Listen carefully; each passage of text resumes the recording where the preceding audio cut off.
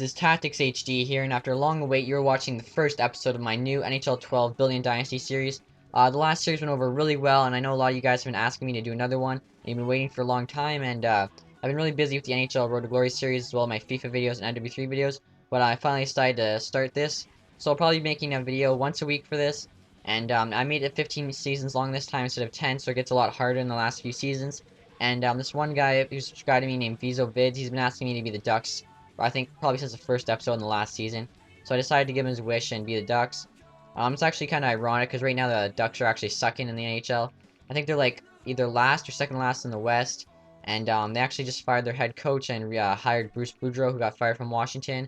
I think they lost like their last 8 games before winning last night. So I'm basically going to try to rebuild them in this game. And I decided to shake things up really quick. I quickly signed Steve Bernier from free agency because it seemed the Ducks didn't really have much depth at offense. As well, after that, I decided to make a big trade. And what I ended up doing was trying to trade for Jeff Skinner. He's 19 years old. I think he ends up being like 85, 86 overall after the first year. He ends up being like a 95, maybe more, depending how well he develops. So what I did was I traded Bobby Ryan, a 6th and a 7th, for Skinner and Zach Boychuk. Boychuk's really good young center to probably play the third line for me. And after that, I picked up Sammy Salo. Vancouver put him on waivers for whatever reason. I picked him up. I already had really good depth at D. I think I had probably 8 or 9 defensemen, 80 overall or higher. And with Sammy Salo, I mean, it's even better. I know here at the All-Star game, I think we were like 30 and 20 at the All-Star break. And I was looking for players to see who made it in, and somehow none of my forwards made it in, but just that shows how bad my guys are. But on defense, Curtis Foster made it on the second line as my All-Star, as well as Jonas Hiller made it as the backup goalie, and Heavy Bloom was actually the starter, which is kind of funny. So right here at the trade deadline, I'm trying to improve my offense, like I said before. I got really good depth at D. So I decided I would take Kyle Kumeski. He's actually a really good prospect defenseman. He's about 25 years old. He's still making under $1 million. I think he's 82 overall, and he's got like a B minus potential. And I traded him and 2 second-round picks for David Perrin, really good left wing. And he's 25 years old, or 23 years old, sorry, all B minus potential.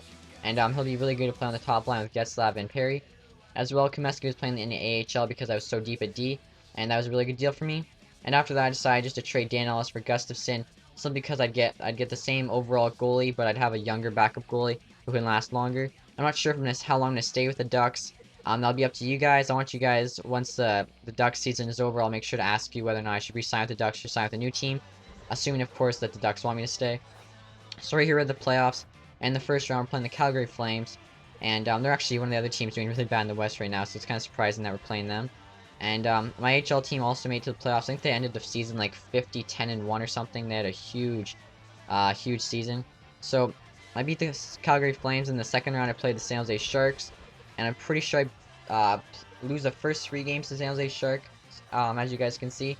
And after that, I was able to win 1, so it's 3-1. And actually, I was able to win another one after that, 3-2. So I thought there might be a comeback coming, but they beat me in the 6th game.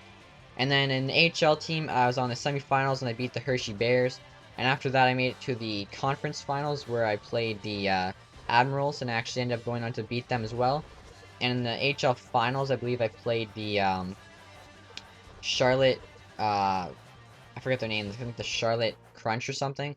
So anyway, they ended up beating me in like 5 games. And we still got second place, which is really good. As well as you guys know, the Anaheim has a lot of older players, and as you guys can see, Jason Blake, Sammy Salo, and Tony Lidman all retired. I'm glad Lidman and Blake retired, not so glad Salo retired. I thought he would add some good depth at D, plus he's only getting paid like $1 million, and he's a really good offensive defenseman. Lidman is getting paid like $3 million, so I'm really glad he's retired. And here's all the other players that retired. You can see Ryan Smith, Hal Gill, lots of different guys.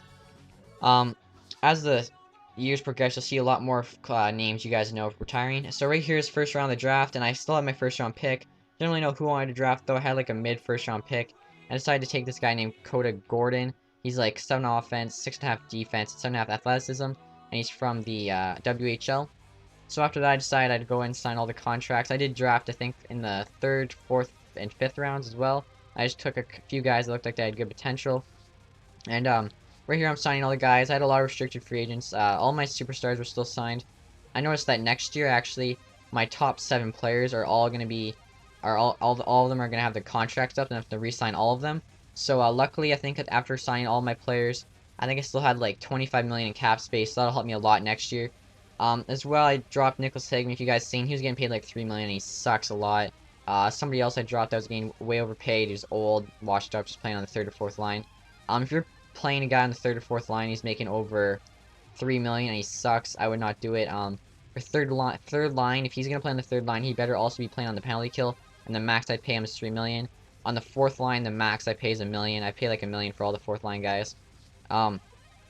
Obviously, first, second line, that's where your money's gonna go. First, second line D, and of course, your starting goalie you're gonna want to pay. I ended up dropping my two of my HL goalies. I kept Bobkov. He actually won the Junior World Championship last year with Russia, and then I have Desslers starting in net for HL, and then I have Gustavin still backing up Hiller. As I went to the free agency and signed Jim Vandermeer. He used to play for Edmonton last year, and he's just adding more depth to D. As well, I signed Pierce Sikora. I figured, you know, he used to play with Anaheim when he was playing with Korea and Solani and them, so I decided I'd bring him back. I'll probably retire next year, but he'll be playing in the AHL. I was able to get him in a two-way contract, so if anyone gets injured, I can call him up. Right there's my team, guys, so I hope you enjoyed this video, guys. I'm going to show you my AHL lineup, and then I'll show you who won the awards and stuff after that. Right here's my team. I have 87 offense, 84 defense, 80 goalie, so a big plus since I started originally. If you guys have any suggestions on who I should trade for or who you want me to get rid of, please leave them in the comments and I'll see if I like what you say and I might do it. Thanks for watching, guys. Have a nice day. Bye. Follow me on Twitter. You'll be the first one to know when I'm holding an open lobby or tournament, and it's an easy way to talk to me.